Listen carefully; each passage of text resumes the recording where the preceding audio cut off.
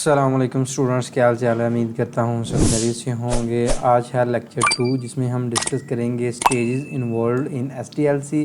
तो previous lecture में हमने देखा था कि सॉफ्टवेयर डेवलपमेंट क्या होता है, उसका इंट्रोडक्शन देखा था कि एसडीएलसी क्या होता है आपके पास, और फ्रेमवर्क देखा था कि सॉफ्टवेयर डेवलपमेंट फ्रेमवर्क का क्या किरदार है।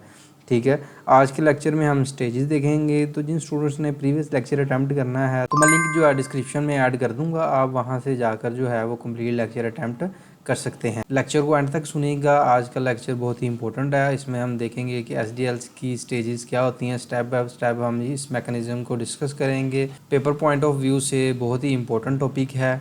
ठीक है, चलिए स्टार्ट करते हैं। एसडीएलसी हमने देखा था कि एसडीएलसी क्या एक मैकेनिज्म है, एक मेथड है। जब भी हम कोई न्यू सॉफ्टवेयर बनाते हैं तो इस मेथड के ज़रिए से हम इसको बनाते हैं। इन स्टेप्स से गुजार का हर स्टेप का जो है एक अपना किरदार होता है। इन स्टेप्स को जो है गुजार का हर स्टेप बाय स्टेप जो है हम सॉफ्टवेयर जो है वो डेवलप करते हैं।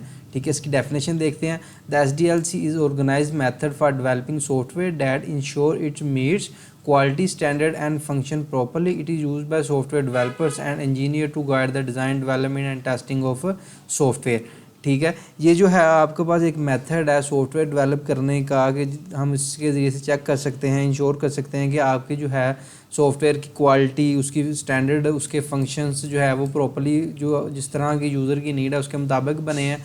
ठीक है, और जो है सॉफ्ट डेवलपर्स और इंजीनियर ये यूज़ करते हैं, इसके ज़रिए से जो है वो गाइडलाइन उनको मिलती है कि इस तरह से जो है आपने डेवलप करना है, इस तरह से डिज़ाइन करके आपने इसके बाद टेस्टिंग करनी है और किस तरह से इसको लॉन्च करना है। ठीक है, हर स्टेप जो है वो ज़रूरी है, उसका अपना किरदार है। 3 स्टेप से ये सॉफ्टवेयर गुजरेगा तो देन ही पॉसिबल है कि आपका सॉफ्टवेयर एक जो है अच्छा सॉफ्टवेयर जो बन के सामने आए। अगर एक भी स्टेप उसमें से रह जाता है तो आप देखते हैं कि कोई भी एप्लीकेशन आप यूज़ कर रहे होते हैं, कोई उसमें फंक्शन एक काम नहीं कर रहा था, क्रैश कर जाता है, तो उसका मतलब ये है कि एसडीएलसी का उसमें कुछ ना कुछ या टेस्टिंग रह गई है, कुछ ना कुछ उसमें जो है वो वर्किंग रह गई है। तो इसमें हम सबसे पहले रिक्वायरमेंट होती है हमारे पास, उसके बाद रिक्वायरमेंट एनालिसिस करके सारी इन्फॉर्मेशन गैदर करके हम उसके डिज़ाइन करते हैं, फिर कोडिंग करते हैं, फिर टेस्टिंग करते हैं, फिर उसके बाद हम मेंटेनेंस करते हैं। ठीक है, टेस्टिंग के बाद जब हम डिप्लॉयमेंट करके जो उसको लॉन्च करते हैं तो उसके बाद जो है वो दोबारा से तो नहीं बन नहीं सकता, उसके बाद क्या करते हैं उसकी मेंटेनेंस चलती रहती है। तो चलिए देखते हैं रिक्वायरमेंट गैदरिंग ये हमारा इनिशियल फेज़ है, स्टार्टिंग फेज़ है। इसमें ये होता है कि इसका गोल होता है रिक्वायरमेंट गैदरिंग में कि सबसे पहले जो है समझा जाए, इन्फॉर्मेशन कलेक्ट की जाए कि यूज़र को किस तरह का सॉफ्टवेयर चाहिए, वो किन लोगों ने इस्तेमाल करना है और उनमें कौन कौन सी जो है फंक्शनैलिटीज़ चाहिए। डेवलपर उसमें क्या करते हैं कि उसमें जो भी आपने सॉफ्टवेयर यूज़र की नीड है उसके मुताबिक जो है इन्फॉर्मेशन कलेक्ट करते हैं। ठीक है, फॉर एग्जांपल कि आपने एक स्कूल की न्यू ऐप बनानी है, तो स्कूल की जब न्यू ऐप बनानी है तो उसमें स्टूडेंट्स भी इन्वॉल्व होंगे, टीचर्स भी इन्वॉल्व होंगे और एडमिनिस्ट्रेटर भी इन्वॉल्व होगा।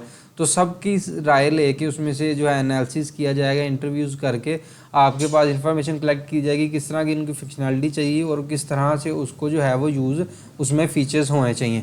ठीक है, तो इन्फॉर्मेशन जो हमने कलेक्ट करनी है गैदरिंग, वो 3 जो है पॉइंट्स के ज़रिए से हमने कलेक्ट करनी है। इंटरव्यू और सर्वे करना है। सबसे पहले आपने यूज़र से या जो स्टेक होल्डर है जिसने ये यूज़ करना है सॉफ्टवेयर, उससे हम क्वेश्चनिंग करेंगे, फीडबैक कलेक्ट करेंगे, उन्हें किस तरह का सॉफ्टवेयर चाहिए, उनमें कौन कौन सी फंक्शनैलिटी चाहिए।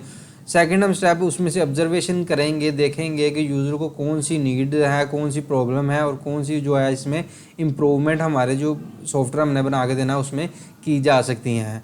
ठीक है, कुछ यूज़र्स होते हैं वो बताना चाह रहे होते हैं लेकिन वो बता नहीं पा रहे, तो उसमें हम फिर ऑब्जर्वेशन के ज़रिए से कलेक्ट करते हैं इन्फॉर्मेशन कि यूज़र को कौन सी नीड है, उसके मुताबिक जो है हम सॉफ्टवेयर को डेवलप करते हैं।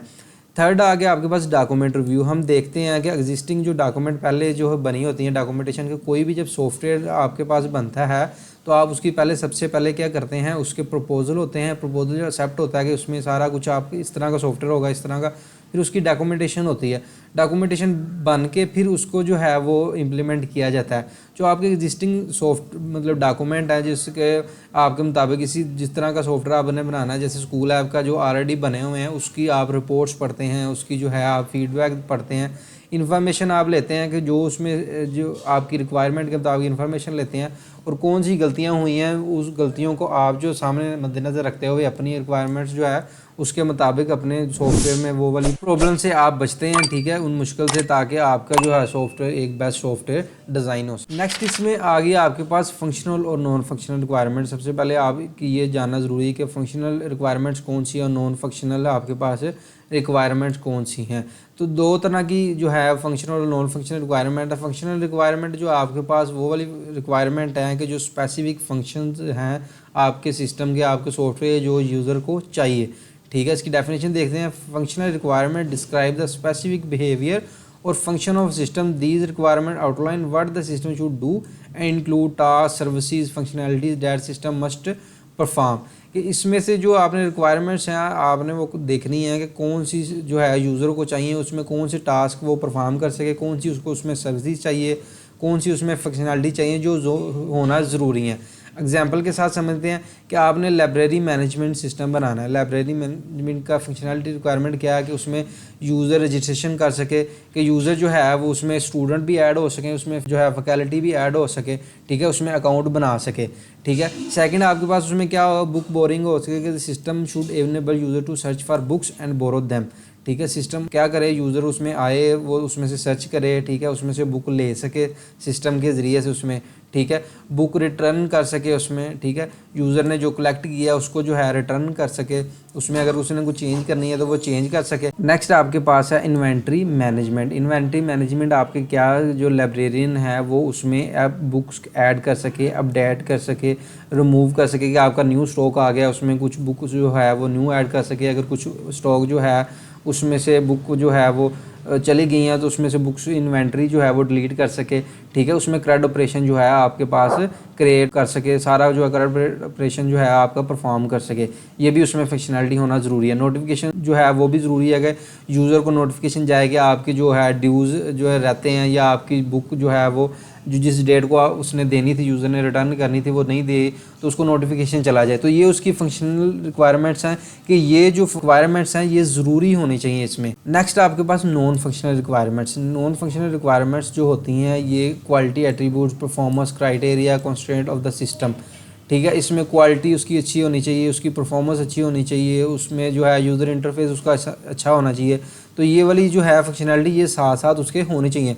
जो यूज़र की नीड है वो तो होनी चाहिए, साथ में उसकी सिक्योरिटी जो है उसके रिलेटेड जो है वो भी ठीक होनी चाहिए, कि उसके यूज़र फ्रेंडली होना चाहिए, कि यूज़र जो है वो आसानी से लॉगिन कर सके, रजिस्टर कर सके, ठीक है। एग्जाम्पल के साथ समझते हैं, ठीक है। उसमें आपकी परफॉर्मेंस अच्छी होनी चाहिए। जैसे मैंने आपको बताया कि जैसे the system should handle up to 1000 similarities user without performance degradation, कि 1000 से ज़्यादा जो है वो यूज़र क्या कर सके, मैनेज कर सके आपका सिस्टम, के उसमें क्रैश ना आए, मतलब ओवरलोड होके वो क्रैश ना कर जाए सिस्टम आपका, ठीक है। यूज़बिलिटी होनी चाहिए कि यूज़र का जो इंटरफेस है वो इजी टू नेविगेट होना चाहिए, कि इजी से जो यूज़र है वो रजिस्टर कर सके, बुक जो है सर्च कर सके, उसमें जो है अपनी मुताबिक जो है बुक ले सके, ठीक है। ये भी उसमें ये फंक्शनैलिटी भी होना ज़रूरी है। ये आपके पास कौन सी रिक्वायरमेंट्स है, नॉन फंक्शनल। रिलायबिलिटी होनी चाहिए उसमें, कि जो सिस्टम है वो 99% अवेलेबल हो ऑन द टाइम, कि उसमें जो है डाउन टाइम ना आए, जिस टाइम उसको हाई पीक पे ज़्यादा यूज़र का लोड आए वो सिस्टम डाउन हो जाए, ठीक है, ये भी उसमें काम ना हो। सिक्योरिटी के रिलेटेड ये है कि यूज़र का जो डाटा है वो ज़ाया ना हो, वो लीक ना हो, ठीक है। वो भी एक अथेंटिकेशन मैकेनिज़्म के ज़रिए से जो है वो यूज़र आ सके और अपना जो है डाटा स्टोर रजिस्टर काउंट करे, अपनी जो बुक लेनी है उसने ले, वो भी उसके रिलेटेड भी, सिक्योरिटी रिलेटेड भी जो आपका सॉफ्टवेयर वो गुड होना चाहिए, सही होना चाहिए। नेक्स्ट आपके पास स्केलेबिलिटी होना चाहिए, कि जो आपका सिस्टम है जब ज़रूरत पड़े तो उसको जो है उसकी जो नंबर ऑफ़ यूज़र की जो रजिस्ट्रेशन है वो बढ़ाई जा सके। अगर बुक इन्वेंट्री या उसमें ज़्यादा बुक्स ऐड करनी चाह रहे हों तो वो क्या हो, अपडेट होनी चाहिए, कि उसमें न्यू फीचर नेक्स्ट जो कल को हम ऐड कर सकें, ठीक है। ये थी आपकी नॉन फंक्शनल रिक्वायरमेंट्स। ये differentiate functional and non functional requirements. उसी तरह से फंक्शनल रिक्वायरमेंट के बिहेवियर और उसके फंक्शन, उसमें हम देखते हैं कि कौन से उसमें फंक्शनैलिटी जो है ना होना ज़रूरी है। नॉन फंक्शनल में हम देखते हैं कि क्वालिटी एट्रीब्यूट्स होना चाहिए, कि ये जो क्वालिटी जो हैं ये तो होनी चाहिए, जैसे परफॉर्मेंस है, उसमें यूज़बिलिटी है, ठीक है, उसमें आपके पास स्केलेबिलिटी है। फंक्शनल रिक्वायरमेंट्स में सिस्टम क्या होता है कि जो ज़रूरी उसके फंक्शंस हैं जो ये ज़रूरी होने चाहिए, और नॉन फंक्शनल में ये है कि उसकी जैसे परफॉर्मेंस ये जो साथ साथ ये भी होने ज़रूरी हैं, जैसे हमने प्रीवियस देखे हैं बिहेवियर फंक्शंस और उसके रिलेटेड जो है। यूज़र कैन बोरो बुक्स, जो यूज़र वो बुक उसमें से ले सके, उसमें से, ठीक है, रिटर्न कर सके, और साथ साथ जो है नॉन फंक्शनल में क्या होगा कि वो हैंडल कर सके 1000 से ज़्यादा। ये वही चीज़ें जो हमने पहले डिस्कस की हैं, इसको रीड कर लीजिएगा। नेक्स्ट आपके पास आ जाता है डिज़ाइन फेस। डिज़ाइन फेस में आपके पास क्या होता है कि आपने पहले से इन्फॉर्मेशन जो है रिक्वायरमेंट गैदरिंग कर ली, ऑब्जर्वेशन कर ली कि यूज़र को क्या चाहिए, उसके मुताबिक आपने जो है सारी इन्फॉर्मेशन नोट डाउन कर ली आपने उसमें। अब उसमें आपने डिज़ाइन करना है कि जो फंक्शन आपने जो सॉफ्टवेयर बनाना है कि वो किस तरह नज़र आएगा, ठीक है, और किस तरह वो काम करेगा, ठीक है। डिज़ाइन फेस में आपके पास ये होता है कि फॉर एग्जांपल आपने कोई घर बनाना है, तो आप घर बनाने से पहले सबसे पहले क्या करते हैं, उसका आप क्या बनाते हैं, उसका आप नक्शा बनाते हैं, ब्लूप्रिंट बनाते हैं, उसके बाद आप उस पर कंस्ट्रक्शन करते हैं, कंस्ट्रक्शन करके फिर उसमें जो है वो उसमें फिनिशिंग करते हैं, फिर जाकर वो एंड तक मराहल में कंप्लीट होता है। इसी तरह हम जो डिज़ाइन फेस में सबसे पहले क्या करते हैं, क्रिएट डायग्राम्स करते हैं, उसमें से जो है डिफरेंट पार्ट बनाते हैं सॉफ्टवेयर के, ठीक है।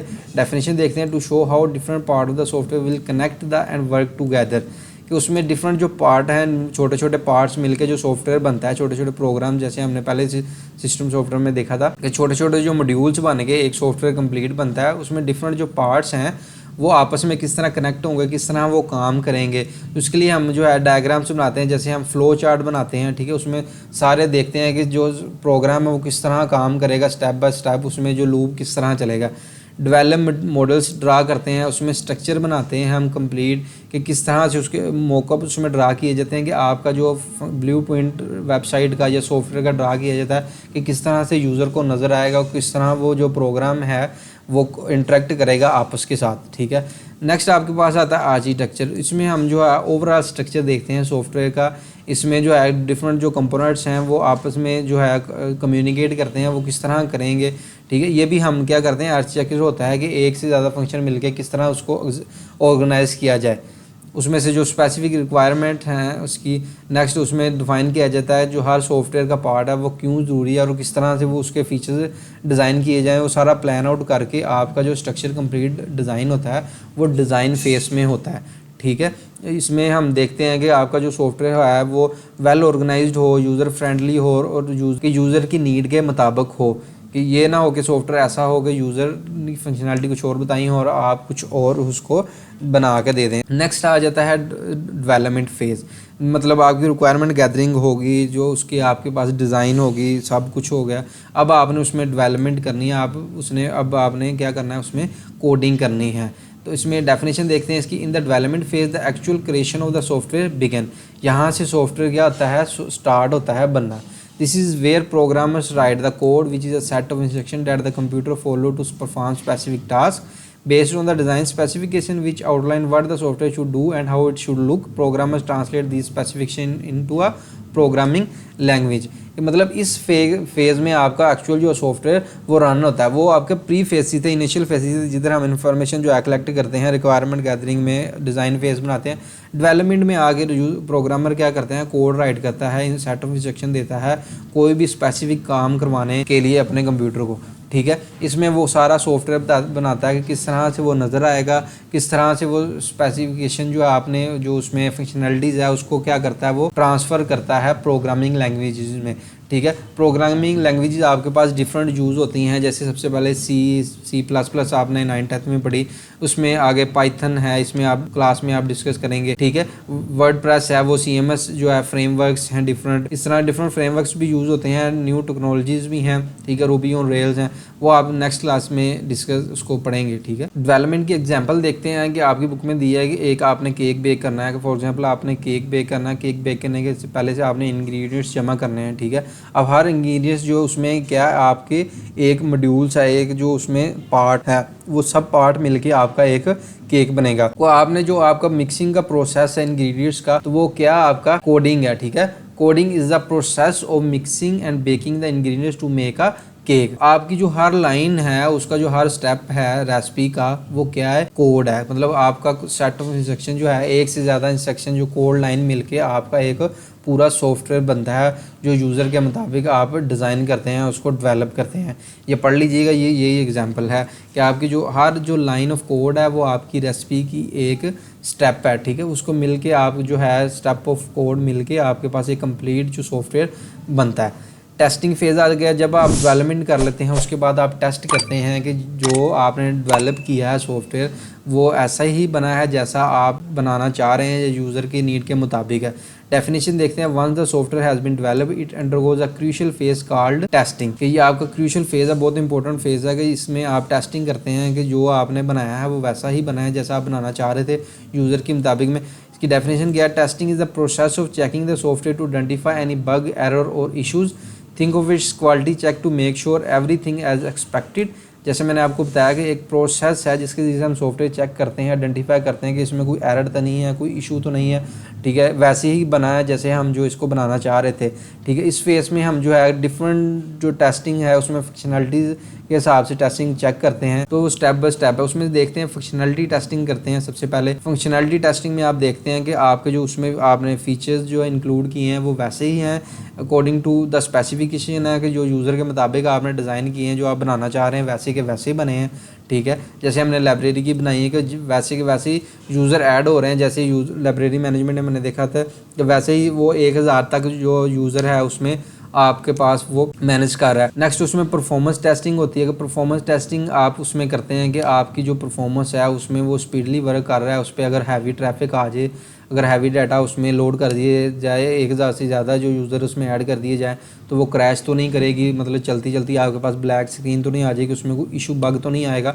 ये उसमें परफॉर्मेंस टेस्टिंग में सारी जो है वो चेकिंग होती है। उसके बाद कंपैटिबिलिटी टेस्टिंग होती है, कोई मेक श्योर किया जाता है कि जो आपका सॉफ्टवेयर है वो डिफरेंट डिवाइसेस ऑपरेटिंग सिस्टम में जो है उसको चलाया तो वो चल जाएगा, मतलब आपका मोबाइल में चल जाए, लैपटॉप में चल जाए, डिफरेंट आपकी जो है मैकबुक हैं, तो डिफरेंट जो डिवाइसेस के हवाले से है किसी भी डिवाइस में उसमें कंपैटिबिलिटी इसमें चेक की जाती है कि वो हर डिवाइसेस पे वो रन हो जाए, ठीक है। इसके ज़रिए से जो है हम देखते हैं कि कोई हमारे पास कोई इशू तो नहीं है जो डेवलपमेंट के दौरान जो है हमारे पास सामने ना आया हो। तो टेस्टिंग के ज़रिए से जो है हम क्या डेवलपर क्या करते हैं, सॉफ्टवेयर को चेक करते हैं कि वो स्मूथली रन हो रहा है, यूज़र के मुताबिक चल रहा है, ठीक है। इसके ज़रिए से जो है हम बेटर और रिलायबल एक्सपीरियंस, इसके ज़रिए से जो है हम एक अच्छा सॉफ्टवेयर जो है क्रिएट कर सकते हैं। नेक्स्ट आपके पास आ गया डिप्लॉयमेंट।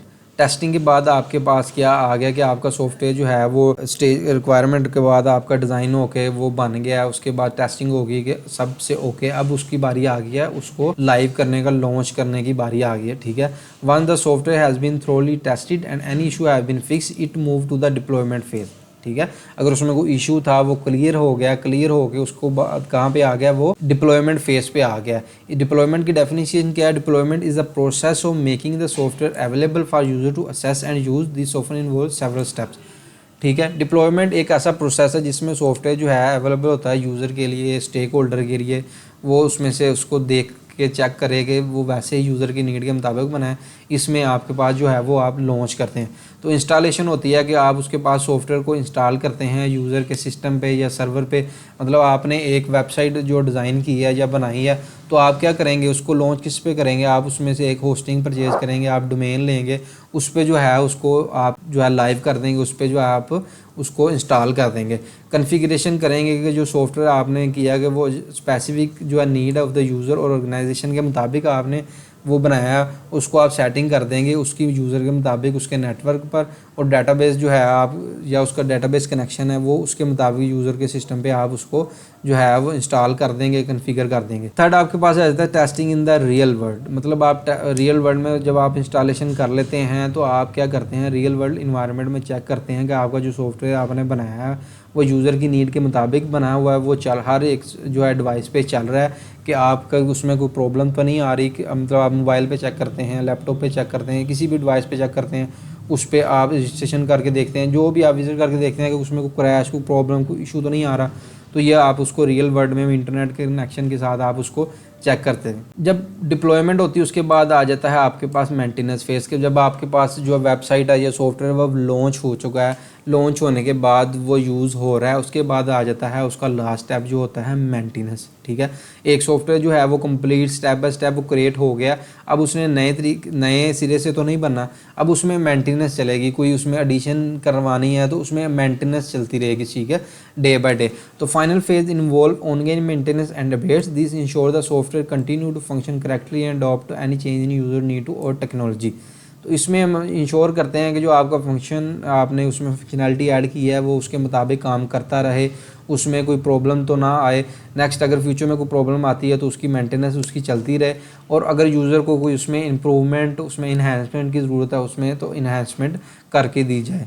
ठीक है, ये थे आपकी SDLC जो है स्टेजेस थे, स्टेप बाय स्टेप के किस तरह से उसको सबसे पहले हम रिक्वायरमेंट करते हैं, रिक्वायरमेंट गैदरिंग करके उसकी एनालिसिस करते हैं, एनालिसिस करके उसको डिज़ाइन किया जाता है, फिर उसकी टेस्टिंग होती है, टेस्टिंग के बाद फिर मतलब उसकी डिप्लॉयमेंट, डेवलपमेंट, डिप्लॉयमेंट, फिर उसकी जो है टेस्टिंग, फिर मेंटेनेंस। ठीक है, ये स्टेप बाय स्टेप, ये इन स्टेप से जो बन के सॉफ्टवेयर गुजरता है आपका, वो एक सॉफ्टवेयर जो है यूज़र फ्रेंडली, और वो यूज़र फ्रेंडली और इजी टू यूज़ होता है। उसमें जो है इश्यूज़ और बग के जो है बहुत चांसेस कम हो जाते हैं। ठीक है, अब अगर उसमें एक भी स्टेप मिस कर दिया जाए तो आपका उसमें भी इशू होने का खतरा हो सकता है। ठीक है, ये थे आपके SDLC। अगर किसी भी बच्चे का यहाँ को क्वेश्चन हो तो कमेंट सेक्शन में मुझसे पूछ सकता है। चैनल को फॉलो कर लें, लाइक कर लें, सब्सक्राइब कर लें, ताकि नेक्स्ट आने वाले लेक्चर जो है वो आपके मिस ना हो। नेक्स्ट हम सॉफ्टवेयर डेवलपमेंट मेथोडोलॉजीज डिस्कस करेंगे, तो तब तक मुझे इजाज़त दीजिए। अल्लाह हाफिज़।